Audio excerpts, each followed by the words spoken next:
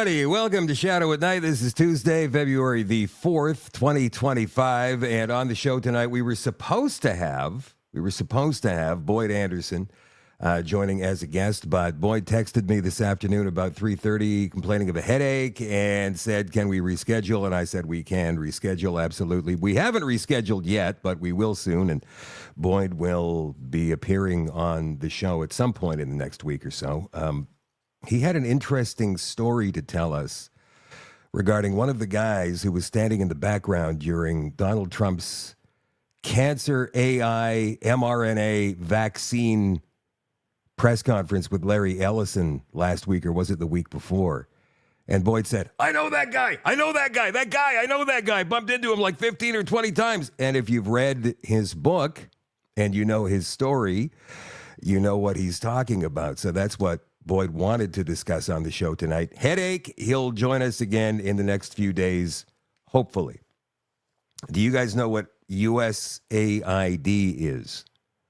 USAID is the United States Agency for International Development, and Elon Musk of Doge has been poking around in their files, and he released some stuff, mind-blowing stuff, all over X late last night and today. And it does have to do with Canada, some of it, but not all of it. The amounts of money that the United States was doling out for ridiculous things all over the world is absolutely mind-shattering. So we're going to get into that. And how much money Canadian universities were getting from this organization, the USAID, Canadian universities, $500 million, not in 1 year, but stretched out over 2, 3, 4 years, $500 million in some cases. The University of British Columbia is the #1 contributee of this money. University of Manitoba, University of Saskatchewan, Queen's University in Kingston. So we're going to get into that in the later part of the show tonight. Justin Trudeau is trying to take credit now for this border plan that Trump made him agree to yesterday.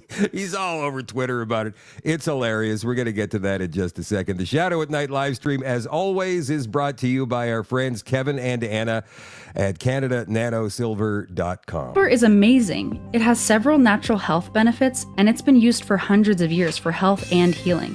That's the main reason they made silverware from silver. But seriously, this nano silver from SilverCeuticals is the best and safest silver you can find. There are hundreds of studies and reports on it. I've read some of the studies myself, and it's mind-blowing. One of the things that sets SilverCeuticals apart is that it washes out of your body in 24 hours. No silver buildup and no turning blue. And it won't even harm the good bacteria your body needs. It's so effective they can use very small concentrations of silver, like 10 and 32 parts per million, and still outperform other silvers that have up to 3,000 parts per million. It's safer and more effective at the same time. It is an incredibly small particle that is small enough to work through your body, but big enough not to fall out of suspension. They infuse it into almost all of their products. It works in facial serums, toothpaste, gels, and even gummies that work to help your immune system.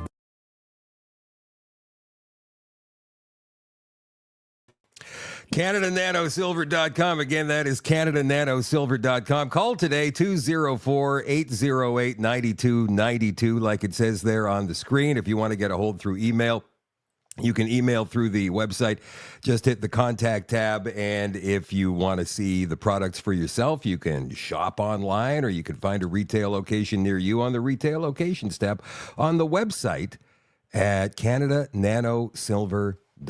Some quick hellos. Who's watching the show tonight? Kim is watching on Facebook. Hello, Derek, watching on YouTube. Dodiane is watching on Facebook from New Brunswick. You Facebook watchers, I want you to move over to YouTube half the time. I want you to go, just type in a search, Shadow Davis, like it's spelled right down here, Shadow Davis, YouTube. My channel will come up. You can follow it. It's free of charge. We got to get this show growing so we can get some bigger, more exciting guests to come on the show. Not that guests we've had so far have been lame, because they haven't, obviously. Hello, JJ, watching tonight in Waterton Park, Alberta. Lulu's watching. Paul's watching. Lorna, Canada Nano Silver. They're here watching. Ozzy Bear, Alley Cat. Watching tonight. Heather is watching on YouTube as well. And over on Rumble, we've got our regular crew, Esky Dog, Enrico Suarez, Vilma, Mar Hart, Notable, Youngo Girl 123 is watching tonight. Louis DeVute is watching from Southwest Ontario. Starliner 1961 from Tulum, Mexico. Wherever you're watching from tonight, please, guys, get it out there. Like and share to as many people as you possibly can. That means just hitting the share button on your Facebook, or maybe copying the link and putting it in your Facebook or your X or your Instagram or whatever, from whatever source. It doesn't matter. Just get this information out there to people who need to hear it. It's pretty important. Here's a funny one. Justin Trudeau had 2 phone calls with Donald Trump yesterday, as we all know. And there was going to be some tariffs effective today. We were going to have 25% tariffs slapped on all the products we export to the United States. But that, at the 11th hour, came to a screeching halt, at least for 30 days, because Justin Trudeau, despite all of his bluster about Team Canada, Canada, stand together. You can buy, what was it, maple syrup? No, it was ketchup. You can buy the Canadian ketchup. Buy French's ketchup and not, what's the other kind? Heinz. Buy French's ketchup instead. That's how we handled it last time. All of this nonstop crap about getting behind, which was essentially Team Trudeau, Team Carney, Team Liberal, as opposed to doing the right thing, which is something we should have done from the beginning of the country. Lock down our borders. Make sure those people who aren't supposed to be here don't get in without a thorough vetting. But here's Justin Trudeau at 12:11 Central Time today on X. Through Canada's border plan, we're deploying thousands of more frontline personnel to the border, launching a precursor chemical detection unit, and building a new drug profiling center to combat the fentanyl trade. This drug trade is a global, deadly issue, and Canada is tackling it head on.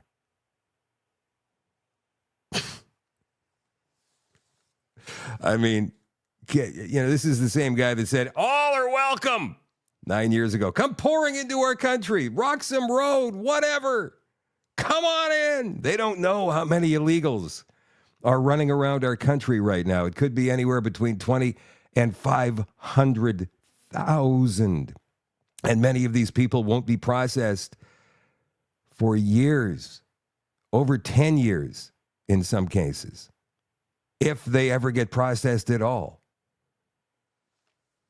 Thank you, Justin Trudeau, for just one of the things that you've done to absolutely obliterate our country.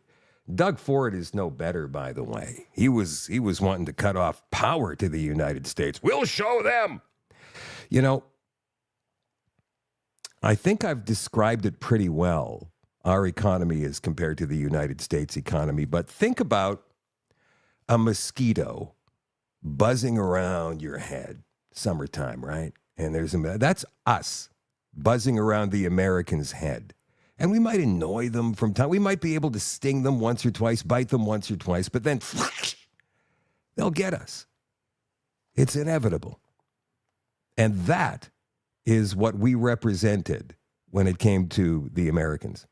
Most Americans didn't even know this was going on. Most Americans go, what? Canada?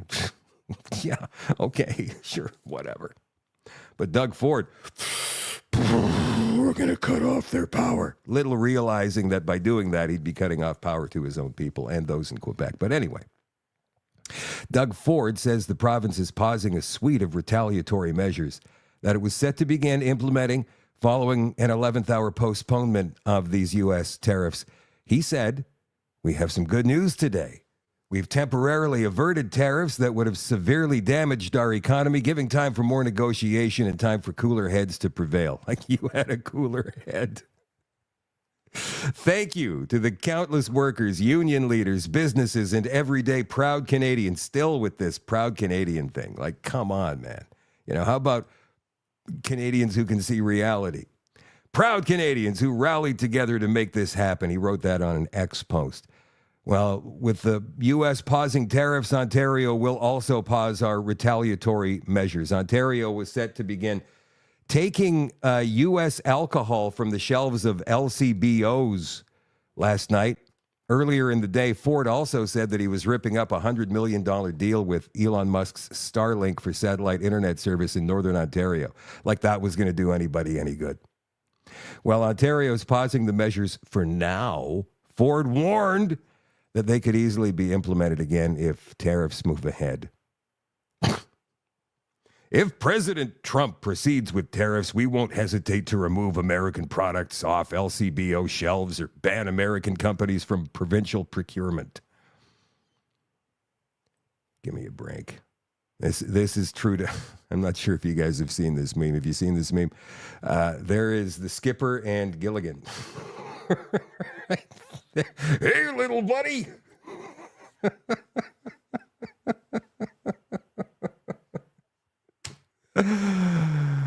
Oh, I love that. So you would be thinking, okay, all right. So now maybe we can buy ourselves some time. Maybe because, 30 days, maybe it's going to be longer. It might be 120 days. It might be 180 days. We might get ourselves a reprieve here, which would allow us to come up with other markets for our stuff so we're not so reliant on the United States. And that would mean, because, energy is kind of a big thing in Canada. It used to be, anyway, what our economy was based upon.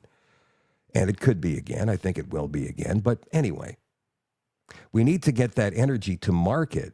And the only place we sell it right now is to the United States because we haven't got pipelines. Remember what happened in BC a couple of years ago when John Horgan was the premier? He took Alberta, or I guess the Canada government, to court over the Trans Mountain pipeline, and the BC Superior Court ruled that you can't put pipelines in our province. But I think he even stood out there and with the environmentalists waving the signs and waving their fists, you're never going to build a pipeline through here. And Quebec, the same thing with Energy East. For years, they've been saying, no, we don't want your pipeline. But they import dirty oil from the Middle East on big oil tankers when they don't have to do it. So he was asked today again, the Premier of Quebec, Francois Legault, he was asked today, look, now that we've managed to dodge a bullet here when it comes to the tariffs, maybe we should start thinking about other markets that we could sell our oil and natural gas to, and that would mean a pipeline. So what do you say, Premier Legault? If during your discussions today, the issues of pipelines came up, and whether Quebec would now support either an Energy East or some other kind of pipeline that would take Alberta oil out to markets other than the U.S. Yeah. Of course, right now, there's no social acceptability for this kind of project right now in Quebec. But, of course, situation, the economy, and what Mr. Trump is doing may change the situation in the future. So if there's a social acceptability, we will be open to these kind of projects. But right now, there's no social acceptability, no. Okay. Were you going to ask any questions? There's no social acceptability, so no. So maybe if you got working on a pipeline in the future, maybe if you got working on a pipeline right now, in 2 years' time, it would be ready to transport this LNG and oil through Saskatchewan, Manitoba, Ontario, Quebec, get it to the Maritimes, get it to, what do they call it? Tidewater, whatever, so that we can transport this, because BC still, they're not wanting the Trans Mountain.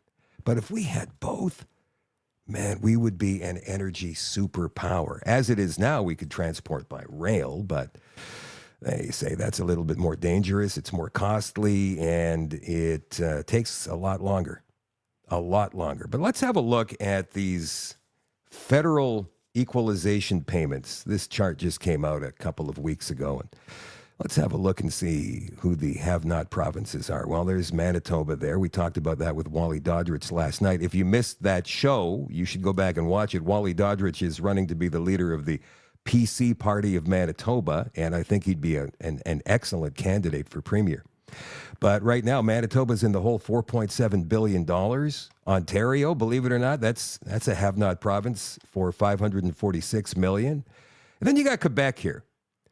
$13.6 billion that they're essentially taking from mostly Alberta, some from Saskatchewan, and some from British Columbia. Those are the three have provinces. Newfoundland was a have province for a time. I'm not sure why they're still not. They've got the oil there. But Quebec, look at all that money they take from the West. Look at it all. But no, we don't want your stinking pipeline. So whose decision is it anyway when it comes to pipelines in this country? Is it a provincial decision or is it a federal decision? Well, this comes from constitutionalstudies.ca. Recent proposals to construct major crude oil pipelines have reopened jurisdictional conflicts in Canada. Well, the Constitution, now this is very interesting. Well, the Constitution clearly grants the power to regulate interprovincial pipelines to the feds. The legal consensus in Canada over the past few decades, for some reason, has been in favor of collaboration and jurisdictional overlap, so-called cooperative federalism between the federal government and the provinces on this issue. Well, if it says in the Constitution that this is, in fact, a federal jurisdiction, and if this pipeline crosses provincial boundaries, then that's our responsibility, and you have no say over it, provinces, whatsoever. Then how did this become a provincial matter? How did the provinces get involved anyway? Constitution says, how did this, how did the legal consensus change? Did some judge, and this is not a 180, or sorry, this is not a blurred line situation. This is a 180 completely. Did some judge just say 50 years ago, you know what, I think we should bring the provinces in on this, no matter what the Constitution says. Who cares about what the Constitution says? Doesn't matter what the Constitution says. They could bring the provinces in on this. But the Constitution, never mind the Constitution. The Constitution, give me a break with the Constitution. Come on, the Constitution.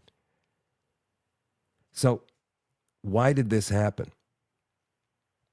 Why did that legal consensus change?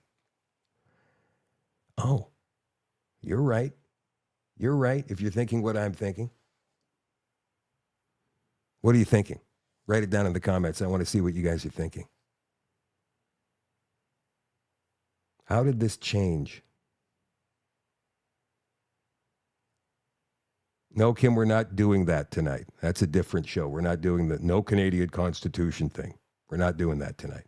Let's just play suppose and play with what we've got here. Let's play with what the jurisdictional boundaries, according to this particular Constitution, we're supposed to be following says. Well, Roger says corruption. Sure. Can you be more specific?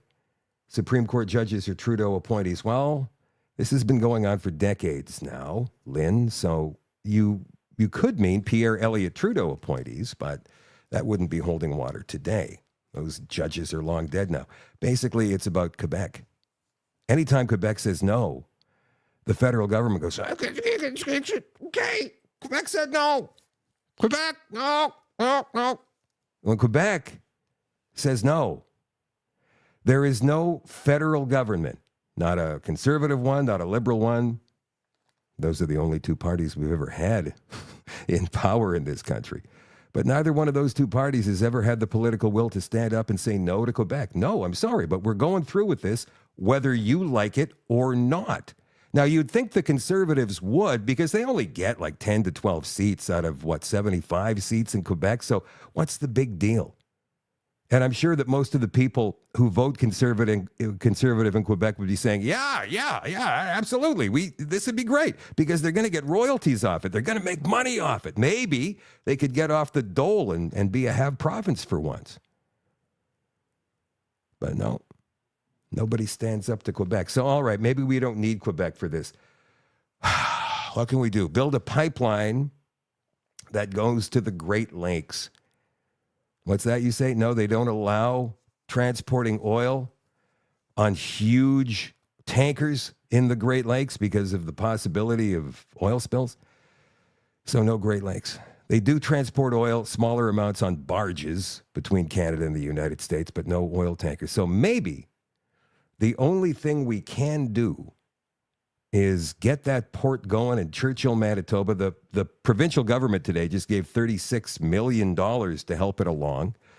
It's supposed to be developed, and it's supposed to be a 12-month-a-year deal. Now, I know it's cold up there and frozen a lot of the time, but they're upgrading this port to make it so that you can use it all year long. And maybe, just maybe, they could build a pipeline from Alberta, cross Saskatchewan, and Wally told me this at lunch a week and a half ago, take about 2.5 years to build that pipeline from the oil sands in Alberta through to Churchill.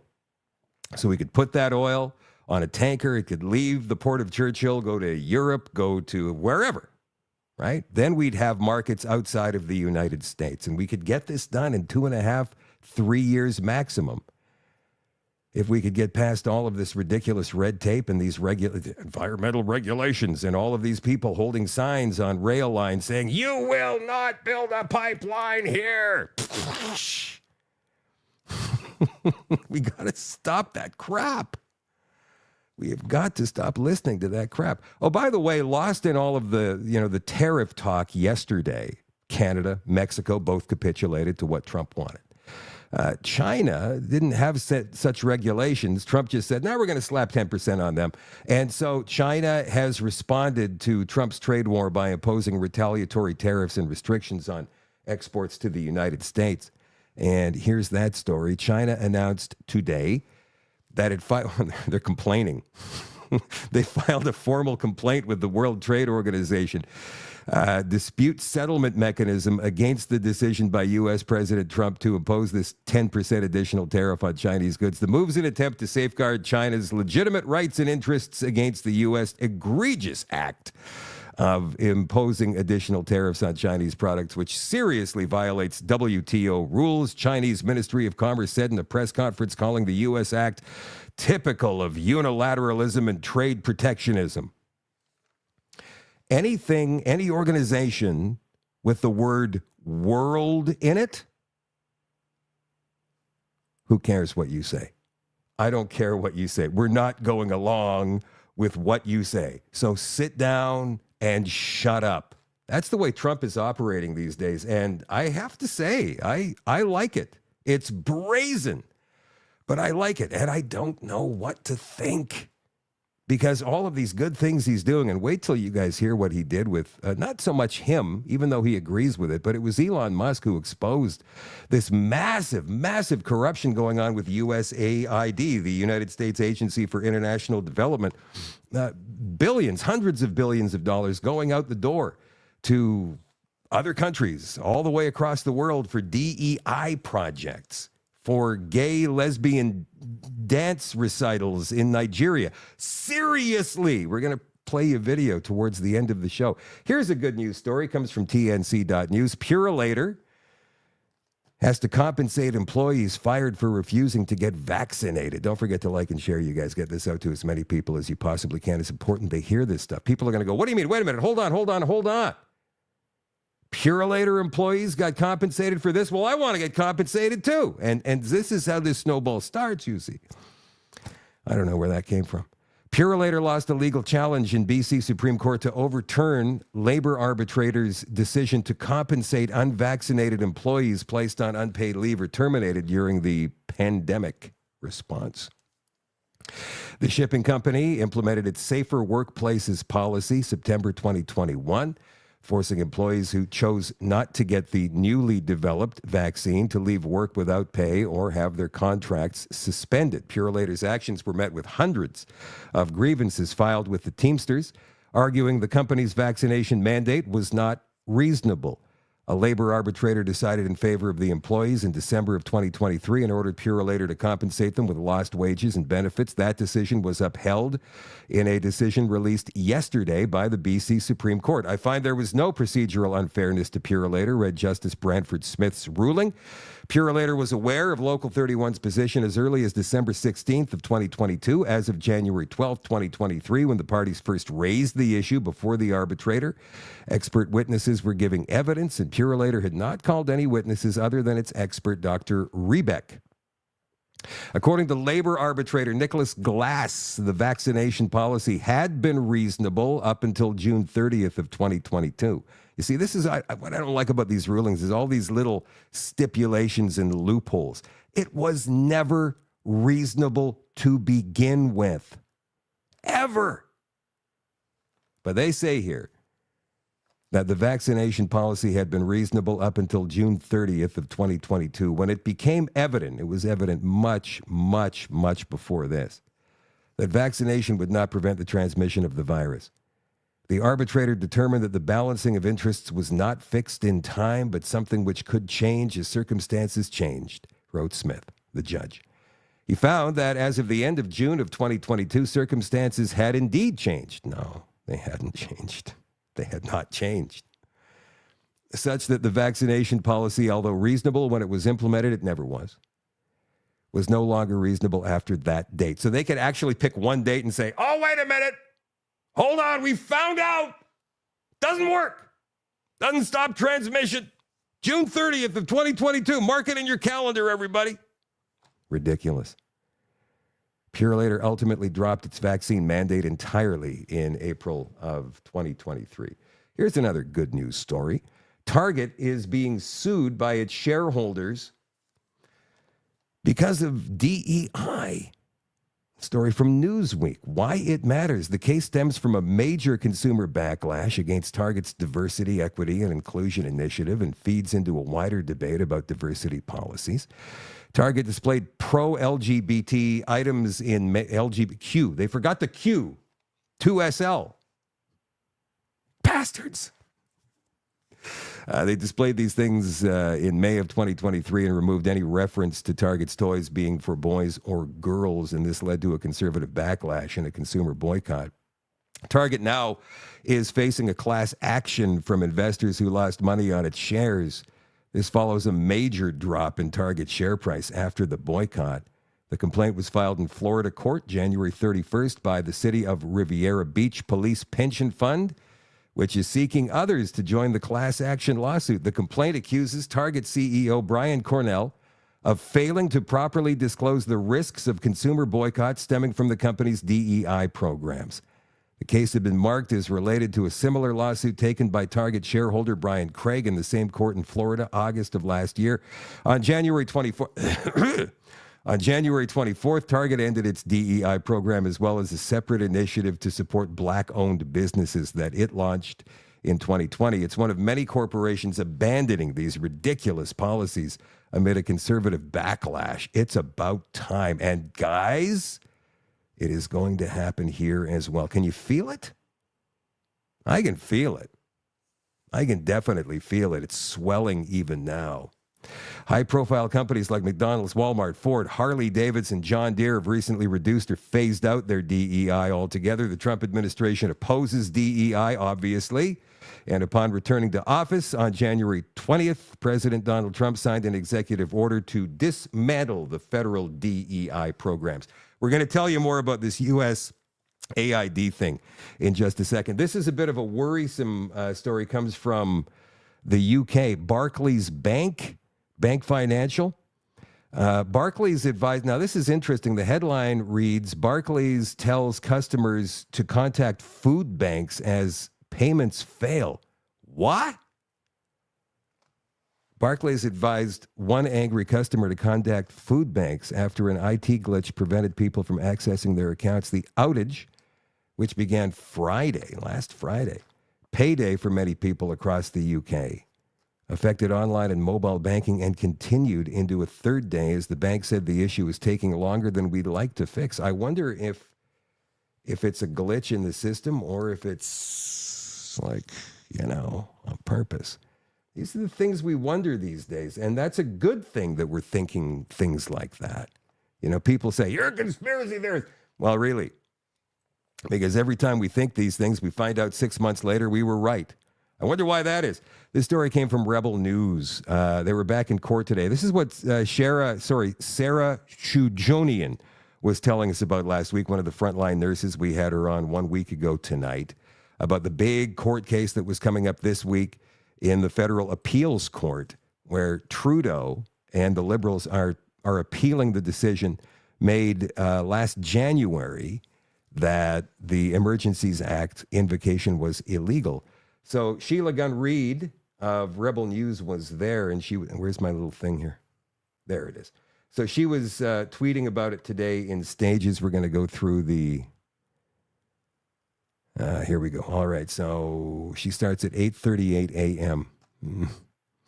This morning, the federal government is appealing the ruling that found the Trudeau Liberals' extraordinary use of the Emergencies Act illegal. Never forget, the same people pushing Team Canada now used martial law on those waving Canadian flags for freedom in our nation's capital. Civil Liberties Association, Canadian Constitution Foundation, Canadian Frontline Nurses, and others are responding to the federal government's appeal of Justice Mosley's decision to rule the use of the Emergencies Act was unconstitutional. Justice Department lawyers cite a conspiracy to commit murder against police officers as a reason to invoke the EA. However, that case was adjudicated. 2 were acquitted of conspiracy charges, and the other 2 defendants had their conspiracy charges dropped.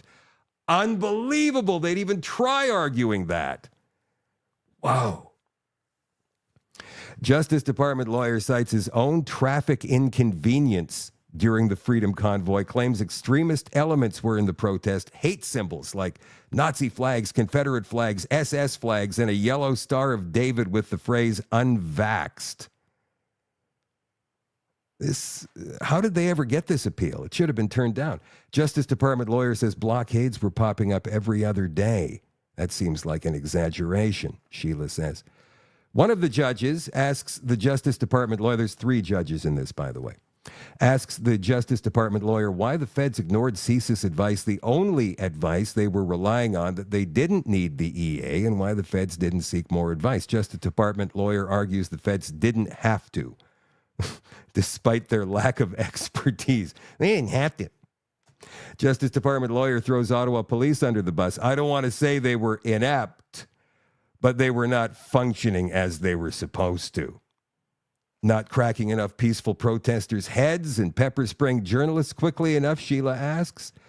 The War Measures Act was replaced because the new Emergencies Act would require more of the government to protect the civil liberties of Canadians before it was invoked. The EA cannot be invoked for expediency or convenience. For context, in January of last year, Justice Mosley found that there was no national emergency and no threat to the security of Canada, which are legal requirements built into the Emergencies Act to prevent it from being abused like Trudeau did. The only reason the Trudeau Liberals are appealing the decision which ruled the invocation of the Emergencies Act illegal is because they want to be able to use it again and more easily. Justice Mosley wrote, due to its nature and to the broad powers it grants the federal executive, the Emergencies Act is a tool of last resort. The GIC cannot invoke the Emergencies Act because it's convenient or because it may work better than other tools at their disposal. AG justifies Emergencies Act with these claims. Convoy tactics fueled fear and unrest. Harassment of citizens and media. Use of children to deter police. That's not true. That's not true. And there was no harassment of citizens and media either. Links to white supremacy groups and anti-vax groups. Like anti-vax is somehow criminal. And white supremacists, while distasteful, is not criminal either. Economic damage, $400 million in trade impacted. U.S. warned of extremism. AG claims the convoy increased risk of violent extremism, rise in ideological violence, potential for radicalization. Mentions 2 bomb threats against Vancouver hospitals. Yes, CSIS found no actual security threat.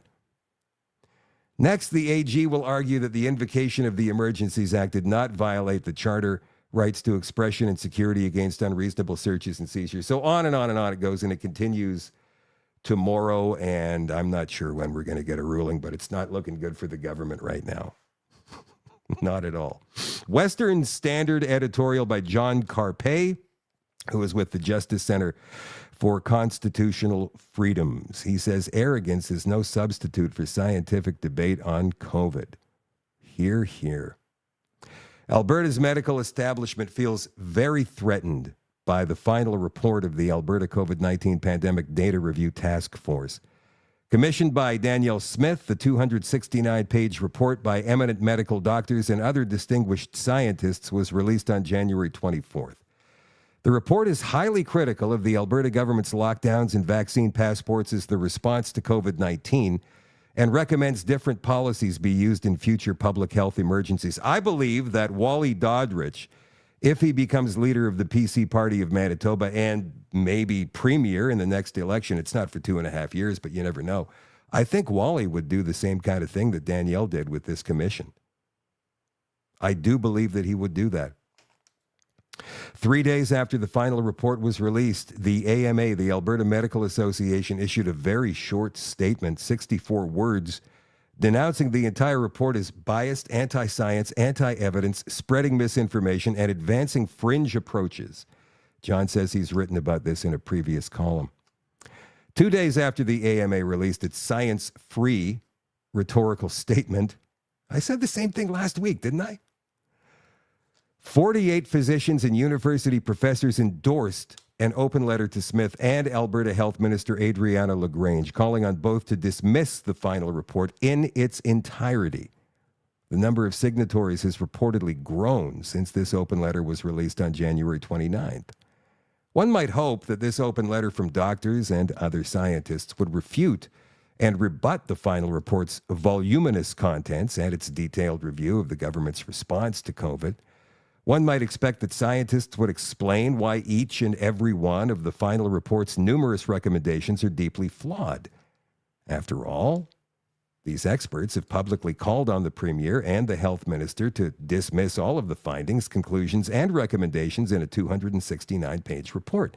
Sadly, the substantive contents of the doctor's letter take up only 2 pages.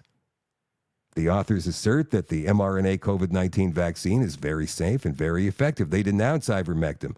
Ivermectin is ineffective and dangerous. They added footnotes and sources for their claims. This letter does rise to a higher scientific standard than the AMA statement by making some specific assertions and citing 29 sources. However, the doctor's open letter relies primarily on appealing to various government bodies and global health authorities as though science consists of submitting to consensus. A true scientific response would require a thorough analysis and review of the final report, providing Smith with specific feedback as to which of the numerous findings and recommendations should be rejected and why they should be rejected.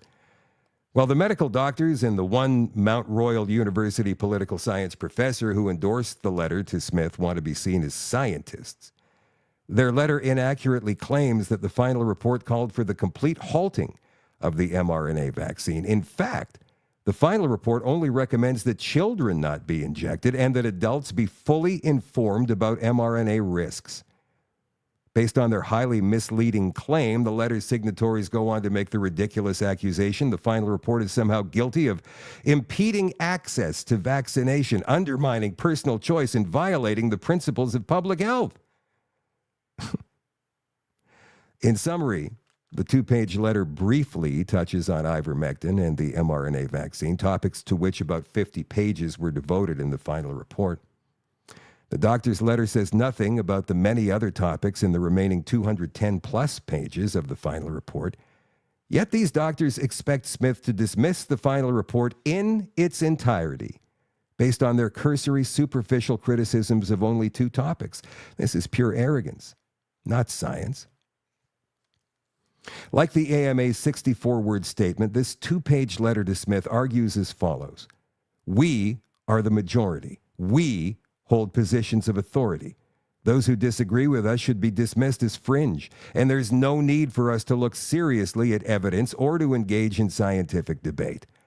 The authors seem to believe that the government's response to COVID was perfect, and that we have nothing to learn about doing better the next time a virus arrives. Hopefully, these doctors will have a change of heart and take the time to read the final report and respond thoughtfully to all of its findings. They won't. That would be the scientific approach, one that would benefit all of society. Very well written letter by John Carpay, the president of the Justice Center for Constitutional Freedoms. Okay, this is what I've been dying to get to here.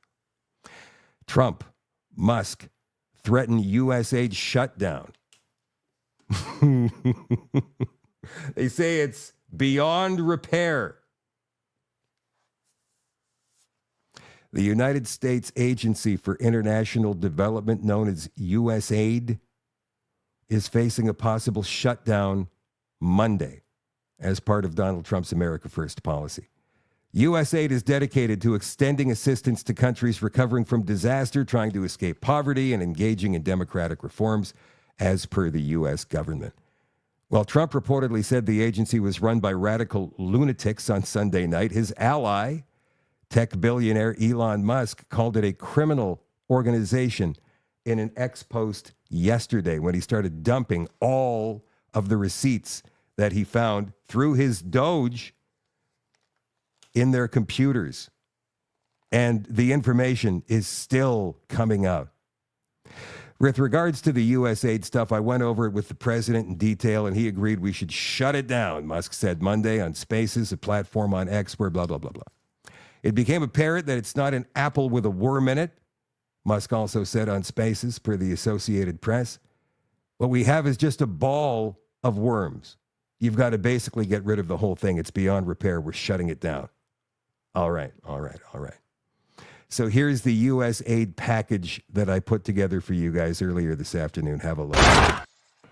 There is probably no entity in the government that is more of an entrenched power center of unelected bureaucrats with less accountability, less oversight than USAID. They funnel money to their cronies all over the world through a swampy network of NGOs, non-governmental organizations, and cutouts, including potentially some very troubling elements of focusing on things like regime change and destabilizing foreign countries. But this is not about America's interests. Thank you, sir. On Elon Musk, how often are you talking to him? And have there been ideas that he's brought to you that you've said, oh, no, wait a minute, this is going a little too far? Well, many ideas, but look, he's done a great job. Look at all the fraud that he's found in this USAID. It's a disaster what the people, radical left lunatics, they have things that nobody would have even believed.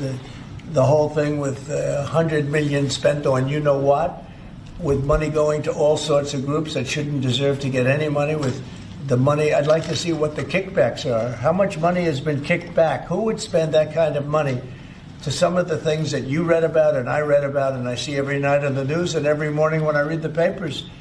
Who would spend money for that? I would say this, the people that got all that money, are they kicking it back to the people that gave it from government? No, that's, to me, very, very corrupt. The real question is how much of a kickback has there been? And one of the things I want to investigate rapidly, because I've never seen anything to this. The USAID has been funding, which is our tax dollars through government grants and loans, Project Predict, which is the creation of COVID. There's NGOs such as the Catholic Charity Scam and the Lutherans and the Jewish Family Services, $300 million a month to facilitate illegal immigration. USAID is funding the BBC. It came out this morning. They are funding the piggy bank. They're larger than the CIA by a multiple.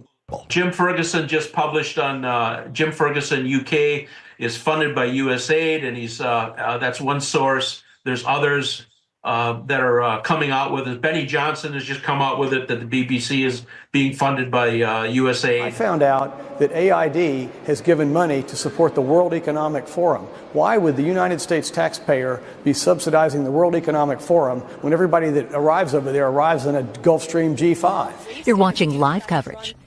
Through USAID over the past several years, these are some of the insane priorities that organization has been spending money on. $1.5 million to advance DEI in Serbia's workplaces, $70,000 for a production of a DEI musical in Ireland, $47,000 for a transgender opera in Colombia, $32,000 for a transgender comic book in Peru. I don't know about you, but as an American taxpayer, I don't want my dollars going towards this crap, and I know the American people don't either, and that's exactly what Elon Musk has been tasked by President Trump to do, to get the fraud, waste, and abuse out of our federal government. Thank you, guys.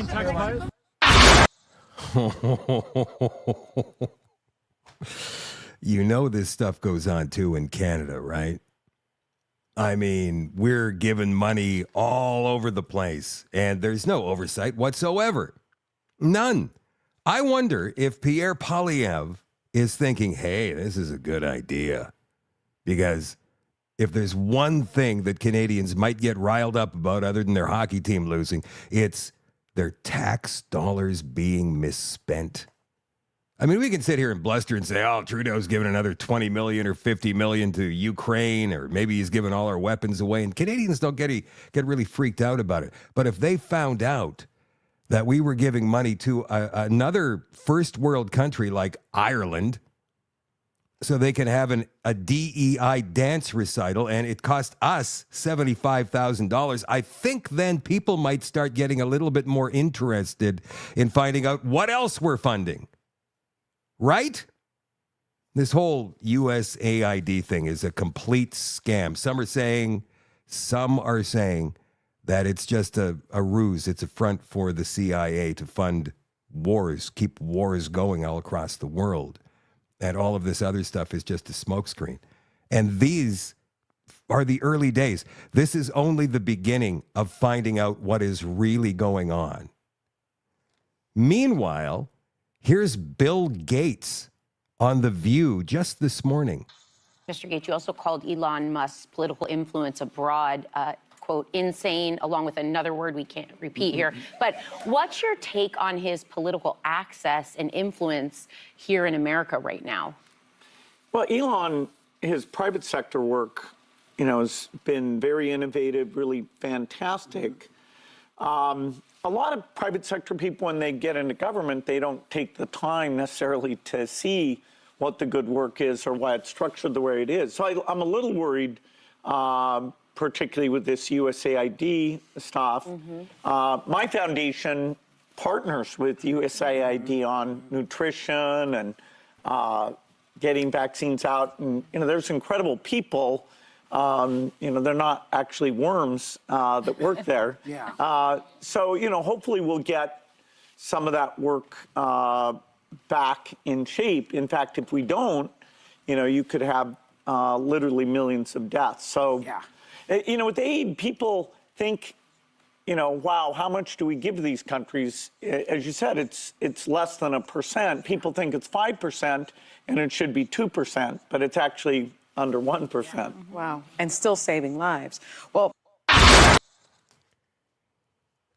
a DEI dance recital in Ireland is somehow saving lives. Did he get excited there when he started talking about millions of deaths, or was that just me? Was I looking at it the wrong way? Did he get a glint in his eye?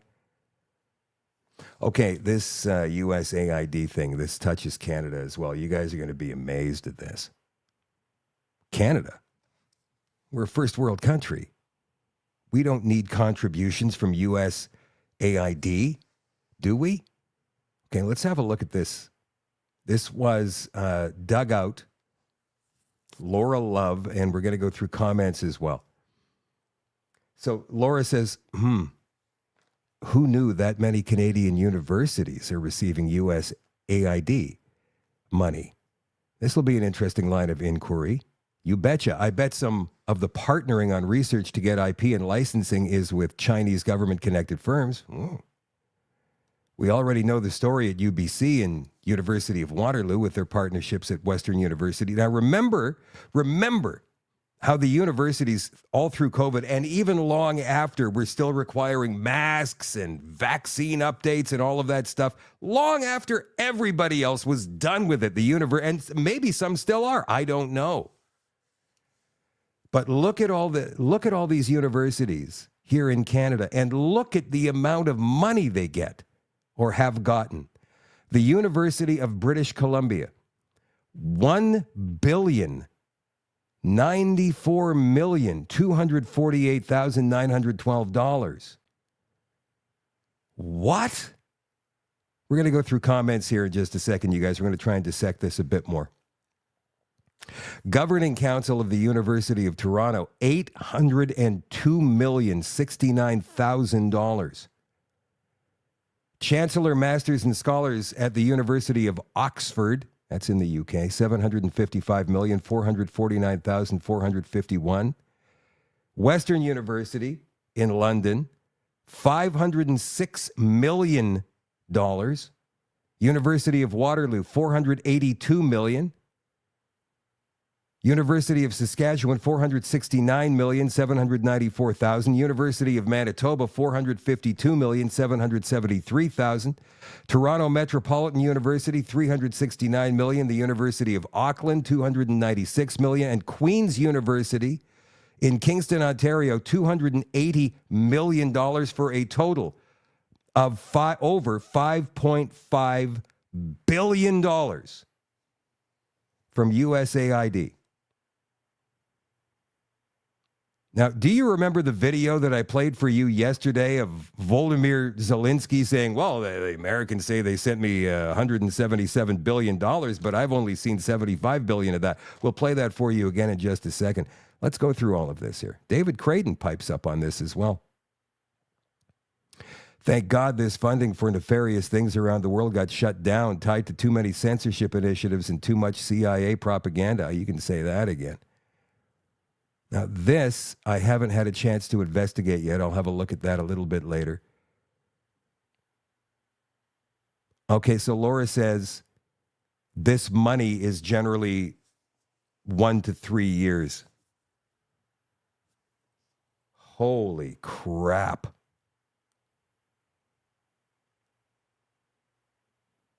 So where's it all going? Who's getting all of this money? What are they using it for? We don't have the answers for you yet. I'm going to go back and find this video of Zelensky complaining that he's not receiving all the money he's supposed to be getting.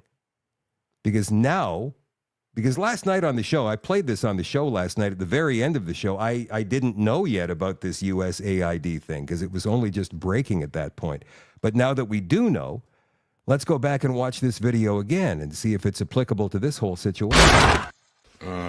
Дивіться, я коли чую, і раніше чув, і сьогодні ми чуємо від Сполучених Штатів Америки, що Америка дала Україні сотні мільярдів, 177, якщо сказати більш точно. Така звучала точна цифра, яку підтримували або голосував Конгрес, тощо різні організації. Дивіться, я як президент воюючої країни вам говорю, ми отримали більше 75. Тобто 100 мільярдів з цих 177 або 200, говорять навіть деякі люди, ми ніколи не отримували. І це важливо. Бо ми говоримо про конкретні речі, бо ми отримали це не грошима, а зброєю. Ми зброю отримали на 70 з чимось мільярдів. Є навчання, тренування, є додатковий транспорт, є не тільки ціну на зброю, були гуманітарні програми, соціальні тощо. Але коли говорять, що Україна під час війни отримала 200 мільярдів на підтримку армії тощо, це неправда. Я не знаю, де всі ці гроші.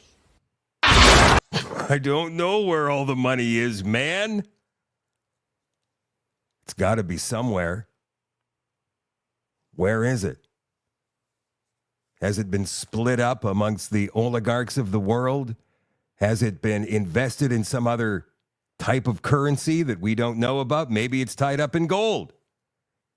Our friend Boyd Anderson tells us that there is billions and billions and billions and billions and billions of dollars of gold buried in China right now from the Air India flight that never crashed into the ocean years ago.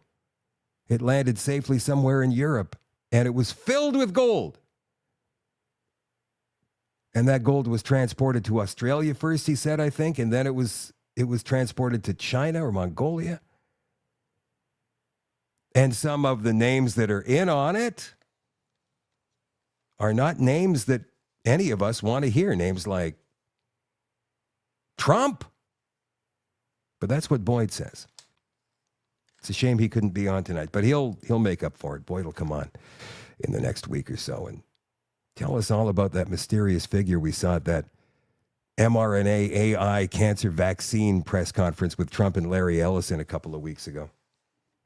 Here's a good news story. It comes from the New York Post as we get set to wrap up the show, you guys, tonight. And on the extension, Dr. David Martin lowered the boom today on X with Alex Jones and released some very, very interesting information. We're going to explore that.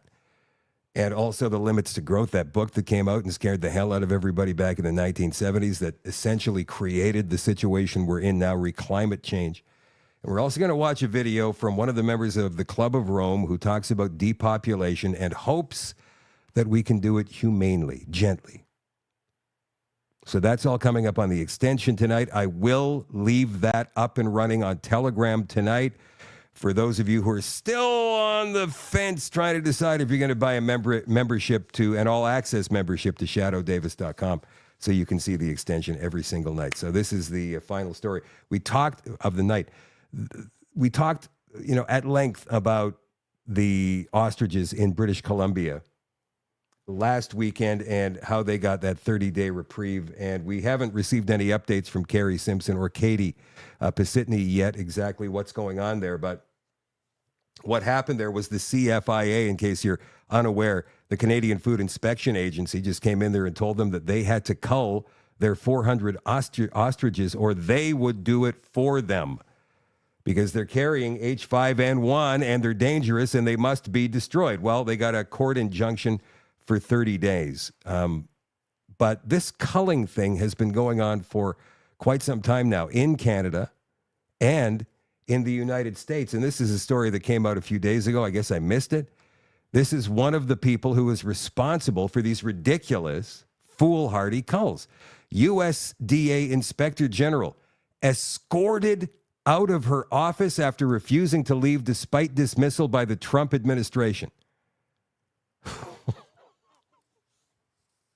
Security agents escorted the Inspector General of the U.S. Department of Agriculture out of her office on Monday, last week, after she refused to comply with her firing by the Trump administration. Sources familiar with the matter told Reuters.